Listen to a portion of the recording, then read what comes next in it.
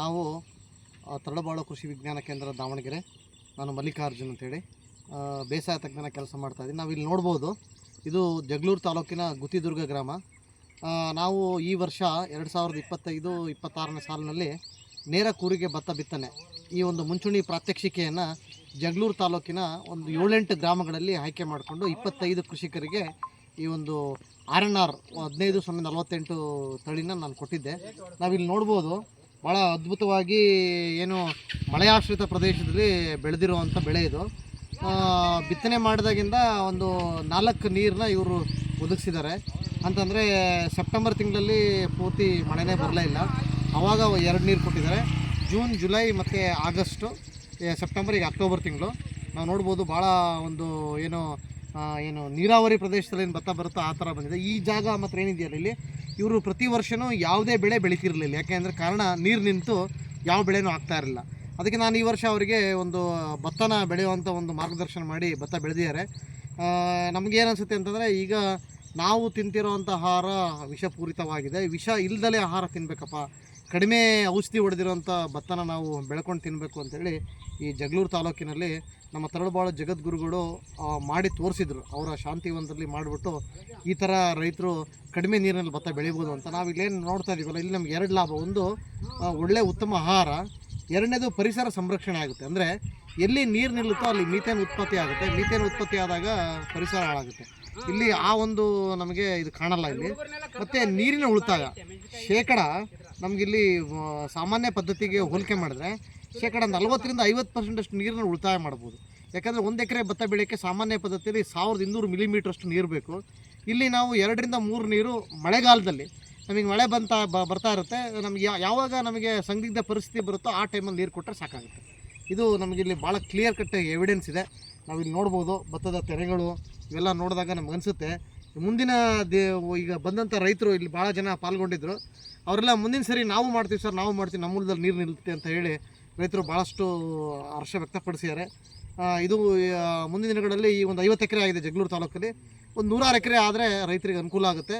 ಮತ್ತು ಇದರಲ್ಲಿ ಇನ್ನೊಂದು ಅಡ್ವಾಂಟೇಜ್ ಇದೆ, ಮೇವು ಸಿಗುತ್ತೆ. ಈಗ ಹೈನುಗಾರಿಕೆ ಒಂದು ಉದ್ಯಮ ಮಾಡ್ಕೊಂಡಿದ್ದಾರೆ ರೈತರೆಲ್ಲ, ಅವರಿಗೆ ಮೇವು ಕೂಡ ಸಿಗೋದ್ರಿಂದ ಇದೊಂದು ಬೆಸ್ಟ್. ಈಗ ರೈತರು ಎಸ್ಟಿಮೇಟ್ ಪ್ರಕಾರ ಅವ್ರೇನು ಭತ್ತ ಬೆಳೆದಿರಲಿ ಸರ್, ನಮಗೊಂದು 12-15 ಕ್ವಿಂಟಲಷ್ಟು ಇಳುವರಿ ಬರ್ಬೋದು ಅನ್ನೋ ಅಂದಾಜಲ್ಲಿ ಹೇಳ್ತಾ ಇದ್ದಾರೆ. ನನಗೆ ಅನಿಸಿದ ಮಟ್ಟಿಗೆ ಒಂದು ಆರಾಮಾಗಿ ಒಂದು 15 ಕ್ವಿಂಟಲ್ ಇಳುವರಿ ಈ ಒಂದು ತಾಕಿಗೆ ಬರುತ್ತೆ. ಜೊತೆಗೆ ಮೇವು ಸಿಗುತ್ತೆ.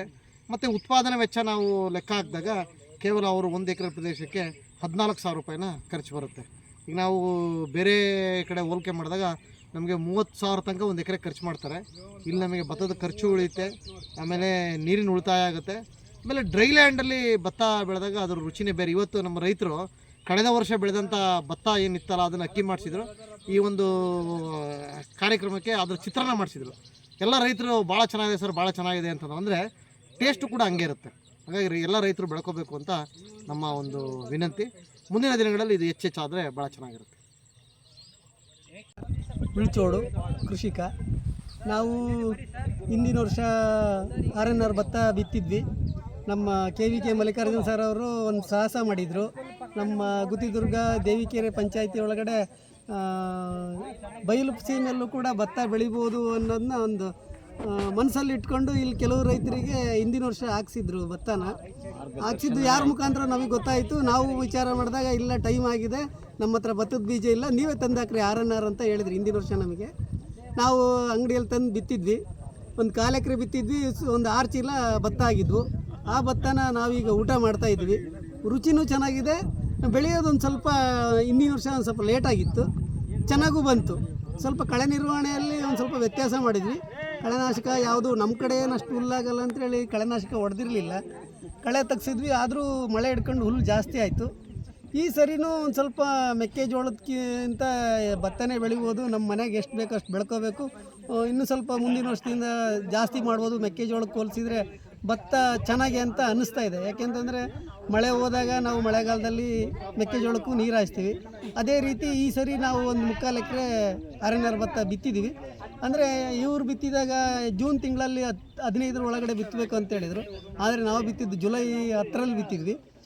ನಮ್ದು ಈಗ ಒಳ್ಳೆ ಹೊಣ್ತಾ ಇದೆ. ಮಳೆ ಹಿಡ್ಕೊಂಡು ಒಂದು ಸ್ವಲ್ಪ ಹುಲ್ಲಾಗಿತ್ತು, ಕಳೆನಾಶಕ ಹೊಡಿಬಾರ್ದು ಅಂತ ಇದ್ದೆ, ಆದರೂ ಕೂಡ ಅನಿವಾರ್ಯ ಹೊಡೆದಿದೆ. ನಂತರ ಒಂದು ಸರಿ ಎಡೆಕುಂಟೆ ಹೊಡೆದಿದ್ದೀವಿ. ಈಗ ಎಲ್ಲ ಹೊಣ್ತಾ ಇದೆ. ಚೆನ್ನಾಗಿದೆ. ಅಂದರೆ ಎತ್ತರ ಬೆಳೆದಿಲ್ಲ, ಒಂದು ಮೀಡಿಯಮ್ ಎತ್ತರ ಬೆಳೆದಿದೆ. ಚೆನ್ನಾಗಿ ಗುನ್ನಿನೂ ಹೊಡೆದಿದೆ. 15, 20, 25 ಈ ಥರ ಎಲ್ಲ ಚೆನ್ನಾಗಿ ಗುನ್ನಿ ಹೊಡೆದಿದೆ. ಚೆನ್ನಾಗಿದೆ. ಅವರ ಮಲ್ಲಿಕಾರ್ಜುನ್ ಸರ್ ಅವರು KVK ಅವರು ಮಾರ್ಗದರ್ಶನದ ಅಡಿಯಲ್ಲಿ ಒಂದು ನಮ್ಮ ಬಯಲು ಸೀಮೆ ಒಳಗಡೆ ಚೆನ್ನಾಗಿ ನಾವು ಭತ್ತನ ಮೆಕ್ಕೆಜೋಳಕ್ಕಿಂತ ಲಾಭದಾಯಕವಾಗಿ ಬೆಳಿಬೋದು ಅಂತೇಳಿ ಅನ್ನಿಸ್ತಾ ಇದೆ. ಇದನ್ನು ನೋಡಿದಂಥ ಅಕ್ಕಪಕ್ಕದ ರೈತರು ಕೂಡ ನಾವು ಬೆಳಿತೀವಿ, ನಾವು ಮಾಡ್ತೀವಿ ಅಂತ ಹೇಳ್ತಾ ಇದ್ದಾರೆ. ನನ್ನ ಹೆಸರು ಸುರೇಶ್ ಅಂತ ಅಂದ್ಬಿಟ್ಟು, ನಾನು ಸಾಗಲಗಟ್ಟೆ, ಜಗಳೂರು ತಾಲೂಕು. ನಾವು ಭತ್ತನ RNR ತಳಿನ ನಮ್ಮ ಕೃಷಿ ವಿಜ್ಞಾನ ಕೇಂದ್ರದಿಂದ ತಳಬಾಳದ್ರಿಂದ ನಮ್ಮ ಇವರು ಸರ್ ಕೊಟ್ಟರು. ಅದನ್ನ ತೊಗೊಂಡ್ಬಿಟ್ಟು ನಾವು ಕೂರಿಗೆ ಭತ್ತ ಅಂತ ಅಂದ್ಬಿಟ್ಟು ಬಿತ್ತಿದ್ವಿ. ನಮಗೆ ಅದ್ರ ಬಗ್ಗೆ ಅನುಭವನೇ ಇರಲಿಲ್ಲ. ನಾವು ರಾಗಿ ಬಿತ್ತಿದ ಥರ ಮಾಡಿರಿ ಅಂತಂದು ಅವ್ರು ಹೇಳಿದರು, ಮೇಂಟೈನ್ ಮಾಡಿರಿ ಅಂತಂದು. ರಾಗಿ ಥರನೇ ನಾವು 2 ಸರಿ ನೀರು ಕೊಟ್ಟಿವಿ. ನಡುವೆ ಮಳೆ ಇರಲಿಲ್ಲ. ಮಳೆ ಇಲ್ಲದ ಕಾರಣದಿಂದ 1-2 ಸರ್ತಿ ನೀರು ಬಿಟ್ವಿ. ನೀರು ಬಿಟ್ಟ ಮೇಲೆ ಇದು ಈ ಥರ ಭತ್ತ ಬರುತ್ತೆ, ನಮ್ಮ ಭೂಮಿಯಲ್ಲಿ ಬೆಳಿತೀವಿ ಎಂಬುದು ನಮಗೆ ಕಾನ್ಸೆಪ್ಟ್ ನಮಗೆ ಗೊತ್ತೇ ಇರಲಿಲ್ಲ. ರಾಗಿ ಥರ ಬೆಳೀರಿ ಅಂತಂದು ಅವ್ರು ಹೇಳಿದರು ಅಂತಂದ್ಬಿಟ್ಟು ಬಿತ್ತಿದ್ದಕ್ಕೆ ಇವತ್ತು ಚೆನ್ನಾಗಿ ಫಸಲು ಬಂದಿದೆ. ಏನು ಅದಕ್ಕೇನು ಭಾಳ ಬಹುಭಾರಿಯಾದ ಖರ್ಚೇನು ಬರ್ತಾಯಿಲ್ಲ. ಇವತ್ತು ನಾವು ತಗೊಂಡು ಮಾಡೋಕ್ಕೂ ಅಂತಂದರೆ ಇವತ್ತು 100-150 ರೂಪಾಯಿ ಕೊಟ್ಟರು ಈ ಥರ ಒರಿಜಿನಲ್ ಇರ್ತಕ್ಕಂಥ ವಿಷಪೂರಿತ ಆಹಾರ ಸಿಗೋಕ್ಕೆ ನಮ್ಮ ಕೈಲಿ ತರಲಿಕ್ಕೆ ಆಗಲ್ಲ. ನಾವು ಎಲ್ಲಿ ಹೋದ್ರೂ ಕಳಪೆ ಆಹಾರನೇ.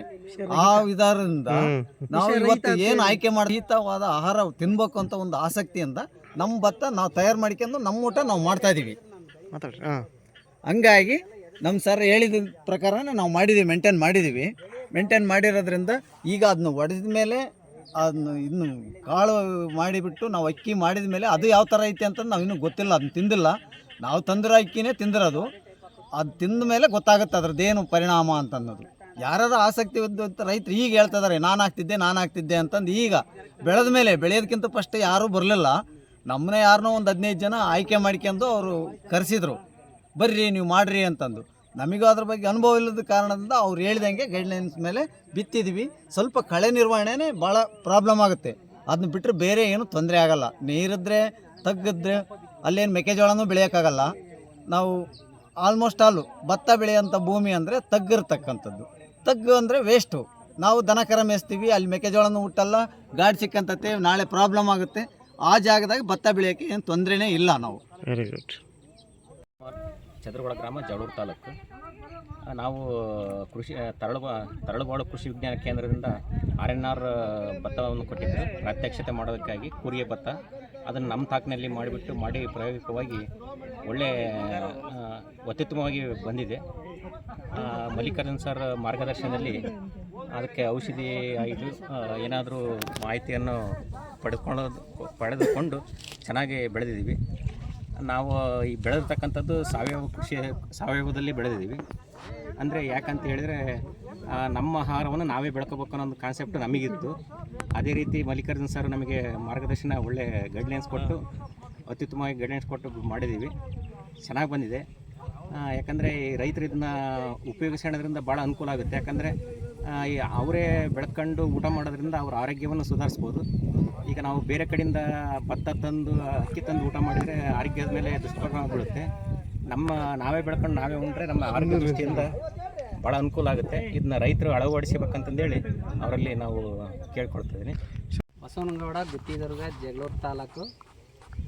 ನಾವು ಈಗ ಗುತ್ತಿದುರ್ಗ ಗ್ರಾಮದಲ್ಲಿ ನಮಗೆ KVK ತರಳಬಾಳು ಕೃಷಿ ವಿಜ್ಞಾನ ಕೇಂದ್ರದಿಂದ ನಮಗೆ ಒಂದು 25 ಜನ ರೈತರಿಗೆ ಭತ್ತ RNR ತಳಿಯ ಭತ್ತ ಬೀಜನೂ ಕೊಟ್ಟಿದ್ದರು. ಅದನ್ನು ನಾವು ನಮ್ಮ 25 ಜನ ರೈತರು ಎಲ್ಲ ಕೂರಿಗೆ ಭತ್ತ ಅಂದರೆ ನಾವೆಲ್ಲ ಟ್ಯಾಕ್ಟ್ರಿ ಮಿಷಿನ್ನಲ್ಲಿ ಭತ್ತ ಎಲ್ಲ ಬಿತ್ತಿ ಈ ಸತಿ ನಮಗೆ ಎಲ್ಲ ಚೆನ್ನಾಗಿ ಎಲ್ಲ ಅವರ ಗೈಡ್ಲೈನ್ಸ್ ಮೇಲೆ ಎಲ್ಲ ಚೆನ್ನಾಗಿ ಬಂದಿದೆ. ಈಗ ನಮ್ಮ ಭತ್ತ ಒಡೆ ಬಂದು ಕಾಳಲೆ ಇದಾಗ್ತಾಯಿದೆ, ಕಾಳುಗಾಳ ಆಗ್ತಾಯಿದೆ. ಈಗ ನಮ್ಮ ಇಳುವರಿ ಪ್ರಕಾರ ಒಂದು ಎಕರೆಗೆ 25 ಕ್ವಿಂಟಲ್ ಇದು ಬರ್ಬೋದು ಅಂತ ನಮ್ಮದು ವೀಕ್ಷಣೆ ಇದೆ. ಚೆನ್ನಾಗಿ ಬಂದಿದೆ ಇದು RNR ಒಳ್ಳೆ ತಳಿ. ಎಲ್ಲ ಖುಷಿ ಪಡ್ತಿದ್ದಾರೆ. ಎಲ್ಲರೂ ನಾವು ಹಾಕ್ಬೇಕು ಅಂತ ಇದ್ದಾರೆ. ಎಲ್ಲರಿಗೆ 2, 3, 4, 5,